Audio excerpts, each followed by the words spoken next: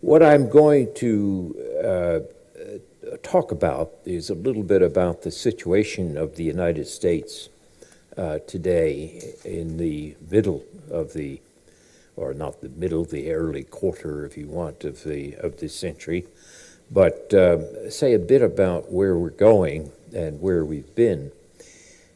If you look at the American political campaign that's going on now, one of the candidates, Donald Trump, has used a slogan, "Make America Great Again." Now, if you have a slogan that's called "Make America Great Again," presumably it's not great now. And there has been, in that view, some decline. And I wanted to ask a question, which is whether there really has been a decline or not. And it's an interesting question because the United States has long held the belief that it's in decline. In other words, Trump is tapping into a theme, which is a long-standing theme in American history. When the first Puritan founders of the United States went to Massachusetts in the 1600s, they left England and they left the Church of England because they were going to worship God in a purer way. That's why they were called Puritans. And the trouble that they faced was if you set yourself such a high standard that you're going to be more pure, then there's always a worry that you're not making that standard and that you're then declining. So as early as the 1630s, you can find evidence of Americans worrying about their decline. And when you go to the beginning of the American political system, when the founding fathers departed from the normal form of government, which was monarchy, and created a republic, which was rare at the time, they were very worried that the republic would decline. In fact, you see evidence that George Washington and John Adams and Thomas Jefferson were carefully studying the history of the Roman Republic and the decline of the Roman Republic because they feared that they were going to suffer decline like the Roman Republic. So this is to illustrate that the question about decline or the anxiety about decline is long-standing. Indeed, when visitors to the United States in the 19th century from Europe or from would come, and they, an example is Charles Dickens, the great novelist. They would say, you know, it's strange about these Americans. They keep worrying about decline. So what we're seeing with Trump and this "Make America Great Again" and we're in decline isn't so new. If you look at the trajectory of American power, what you notice is that the United States becomes the most powerful economy, the largest economy in the world, about 1900. And it then becomes crucial to the global balance of power in World War I. Before that, the United States really had not been very powerful in European terms in the 19th century. The United States may have stolen half of Mexico by military force, but it was not a factor in the European balance of power. It followed the advice of George Washington of no entangling alliances. And Woodrow Wilson breaks that tradition in 1917 when he sends 2 million American troops to Europe and tips the balance in the final year of World War I. But then after he fails to create a system of global collective security under the League of Nations, the troops come home, the American public reacts against this intervention in European politics, or this balancing of global power, since Europe at that time was the center of the global balance of power.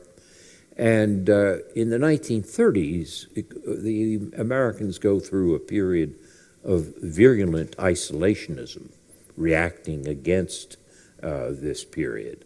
And that produces a situation where Britain, which had been a provider of global public goods, is perhaps the most powerful nation, meaning open trade, freedom of the seas, stable monetary system, and so forth.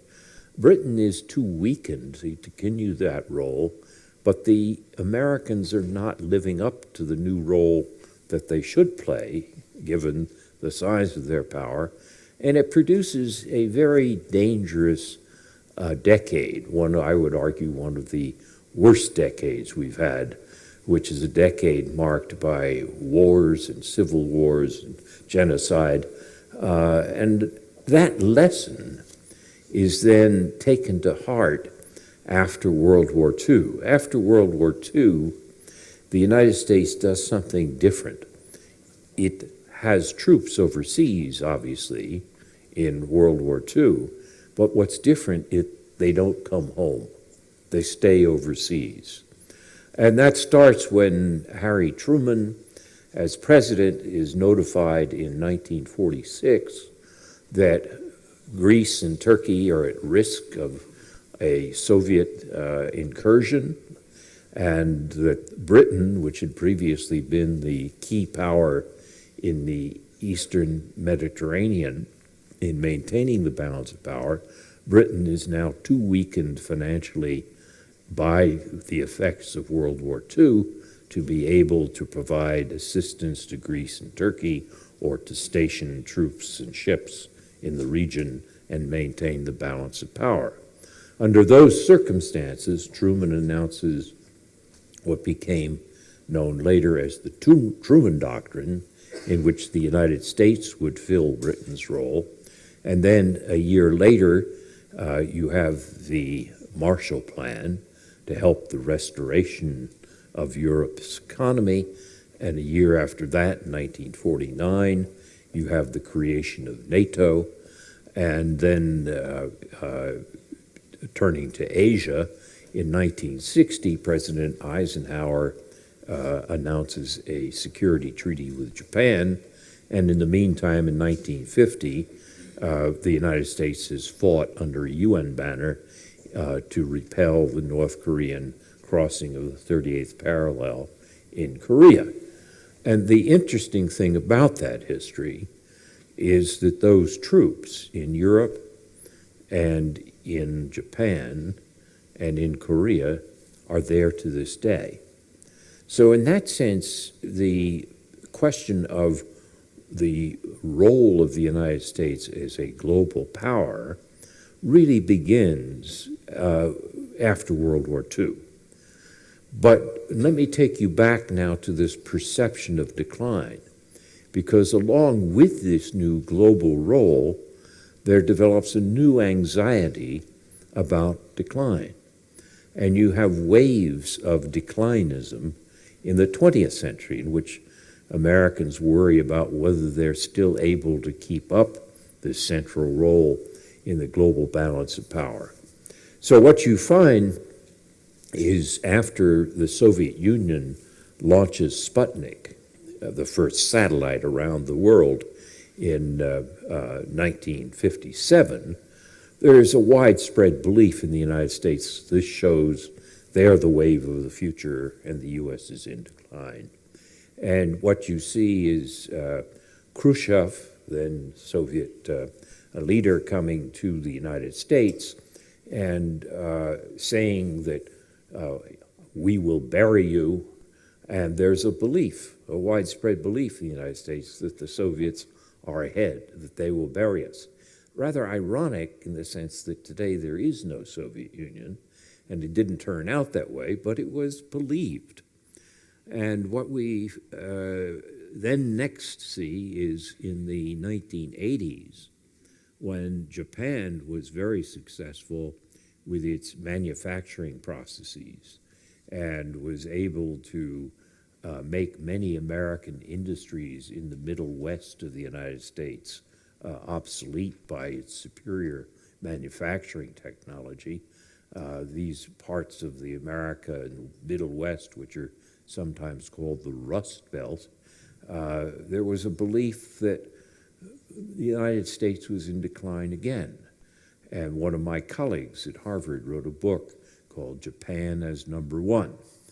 And has regretted it ever since. Well, but a good man. I mean, but the point is that it was quite a widespread feeling. Of course, today people don't think that's the case. But we go through another cycle of this in the aftermath of the Great Recession of 2007 and 8, in which the United States economy goes into deep recession, and China stimulates its economy and has 10% growth. And people look at that and they say, China is the wave of the future. We're in decline. Indeed, there's a poll that's taken, I think, in 2009 or so, in which half of the American public says that they believe that China has either already passed the United States or soon will pass the United States. So this history of American anxiety about decline that is tapped into by this baseball cap that Trump wears saying, "Make America Great Again," there's a long history behind it. And it doesn't tell you much about power realities in the world, but it tells you a lot about American psychology.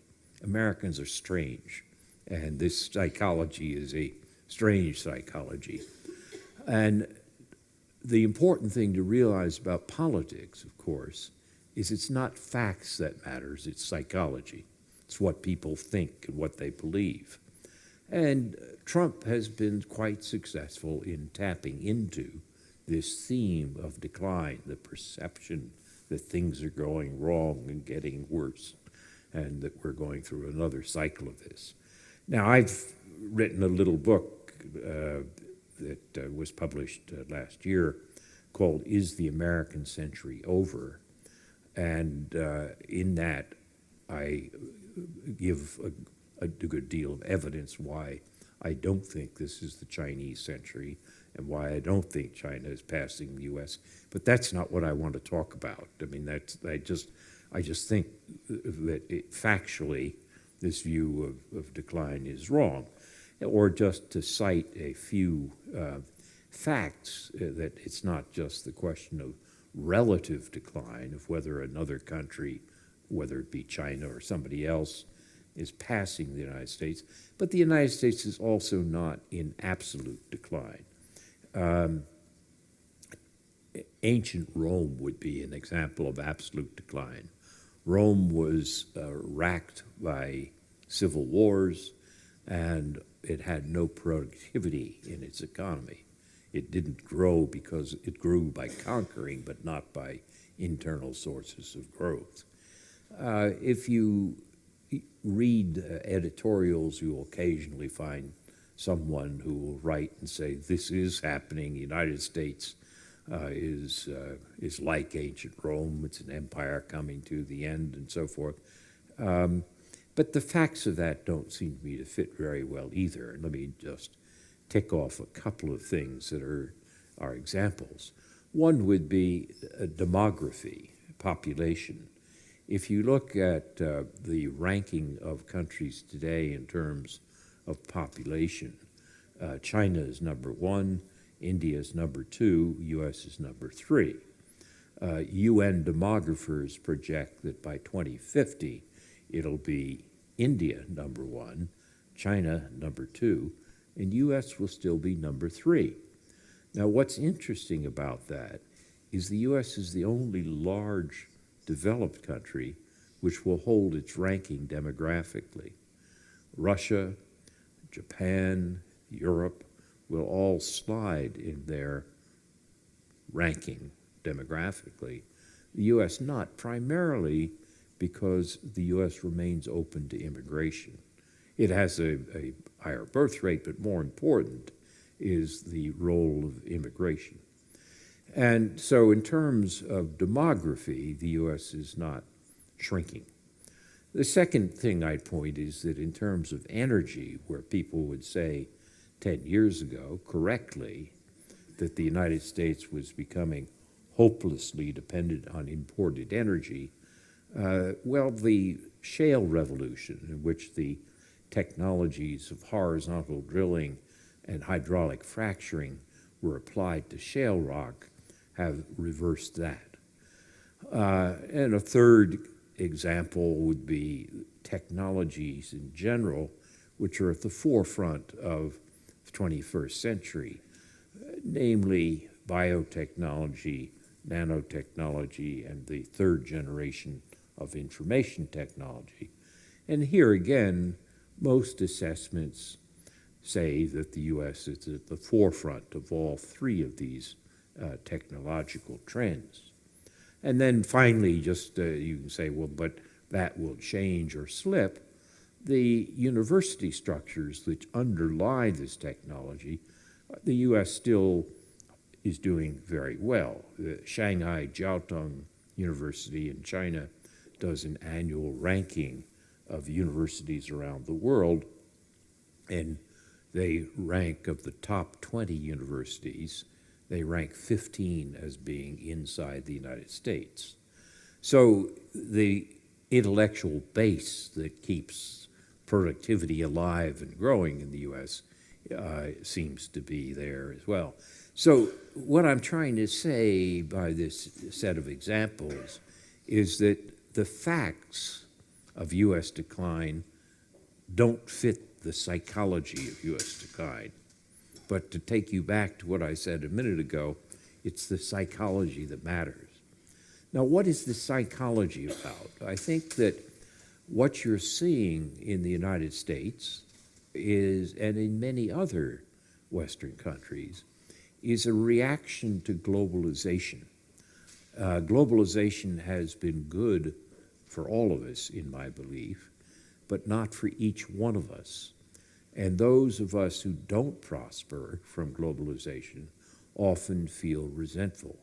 So if you've lost your job because of a plant being created in China, to be told that trade with China has been good for the U.S.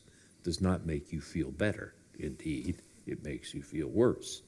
In addition to that, often China or global trade is blamed for changes which really have a deeper technological base, which is as you have the development of an information-based economy, you find that you need higher educational levels to earn a middle-class income.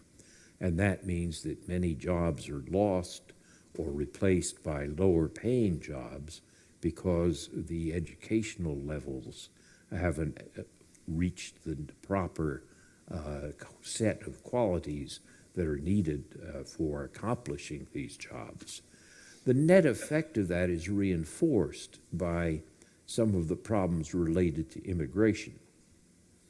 On immigration, the United States is a country of immigration. We have a long history of immigration. We also have a long history of complaining about immigration. Again, if you go back to the founding fathers, Benjamin Franklin complained about the dirty Germans. By the middle of the 19th century, we had a political party which is called the Know Nothing Party, which was devoted to keeping Irish out of the U.S. Of course, within less than a century after that, we had an Irish-American president. But it goes on like that. And at the end of the century, we had the complaints about Italian immigrants or Jewish immigrants and so forth. Now, and we even had laws that excluded Asians from immigration.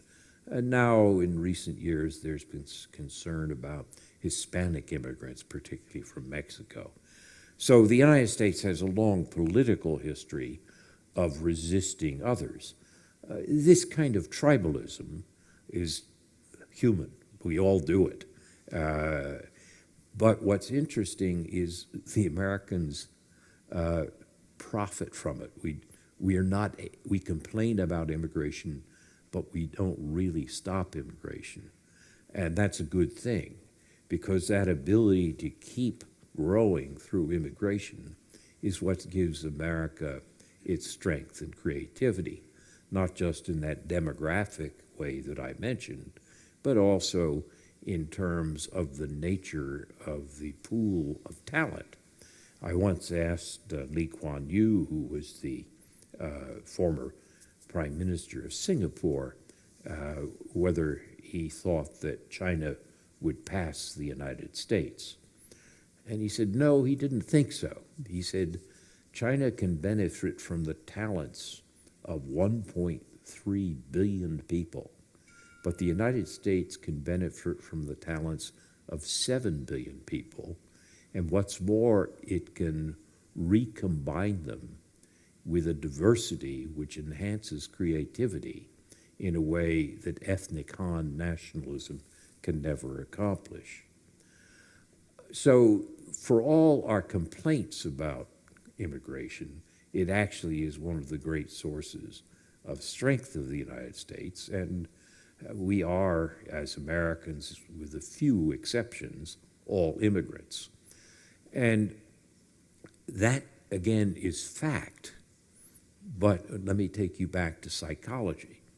Psychologically, many of these same workers who've lost their jobs or whose skills haven't risen to the new levels needed to have the incomes that their parents had, find people moving in who are strange. They don't speak English the way other people do. They maybe are wearing a headscarf. They're strange, and that is a cultural shock to them. So on top of the economic challenges of globalization, you have these other challenges that accompany immigration. And that creates an additional problem, so that a number of people say that what Trump has been able to tie into is this psychology of decline, the psychology of discontent with globalization, but also the psychology of resistance to cultural change. And we see that in what's called nativism. There was a widespread rumor that was popular in the United States after Obama was elected president. And that rumor was that he was not born in the United States and therefore was not eligible to be president. And that was dispelled by Obama's producing his birth certificate showing that he was born in Hawaii. So there's not any question about the facts there. But notice that one of the people who was propagating questions about Obama's birthright several years ago, well before this campaign, was Donald Trump. That nativism is another element of the psychology which he is appealing to in his political campaign. So if you ask this question of, is America in decline? No. Are some people in America feeling challenged? Yes, for economic and cultural reasons. And does it give a basis then for a political movement? Yes, if I'm correct that politics rests on psychology rather than facts. I've tried to describe for you the deeply rooted psychology of what's behind this. Now, let me say a few words about what comes next and then turn to our conversation. If Hillary Clinton is elected president, which I think is most likely, then I don't think you're going to see big changes in American foreign policy. Hillary Clinton will, in effect, largely continue the foreign policy of Barack Obama. After all, she was his Secretary of State in his first term, and while there be some changes, which is natural, you can more or less portray the likely trend of American foreign policy as a continuation of the Obama administration foreign policy. So policy toward China, policy toward Europe, policy toward Russia, a policy toward climate change. Those things are likely to continue largely the same.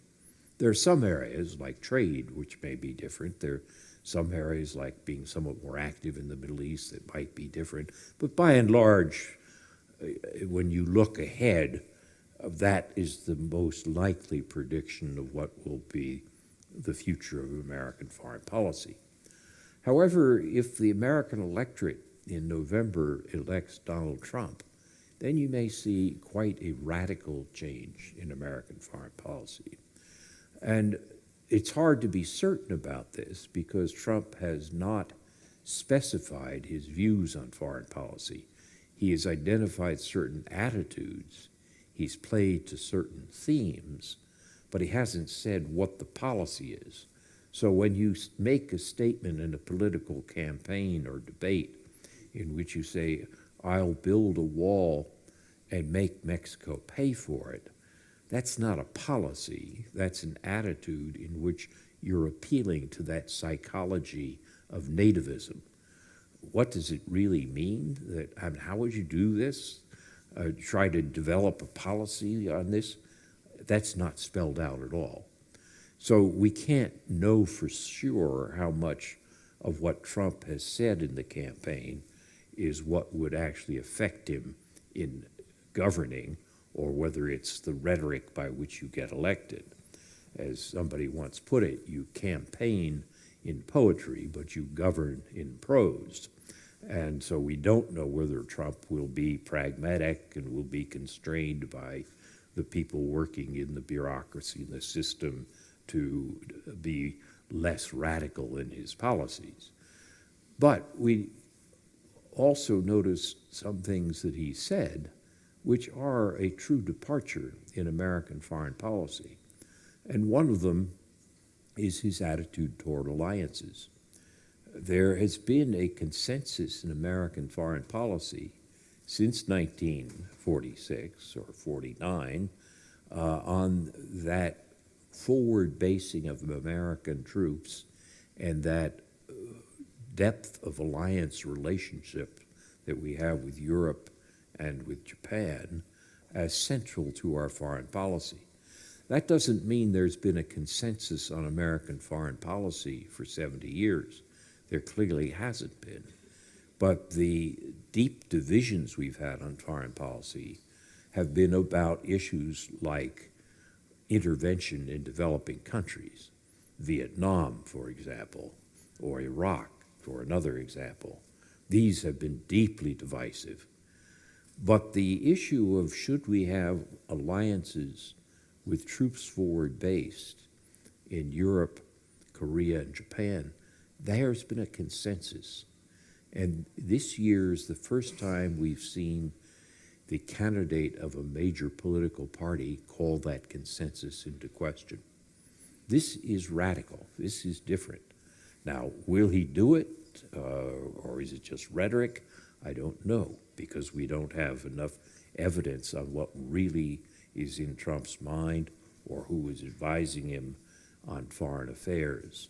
So I can't tell you the answer to that, but I can tell you that we have not seen a political campaign in which there's been as divergent a possible prospect on foreign policy as we've seen this year.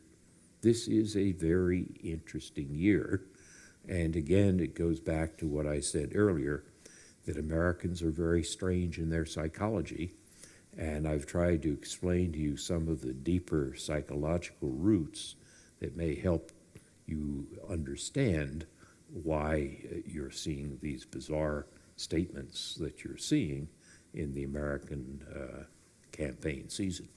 So let me end there, Manuel, and throw it open for our conversation.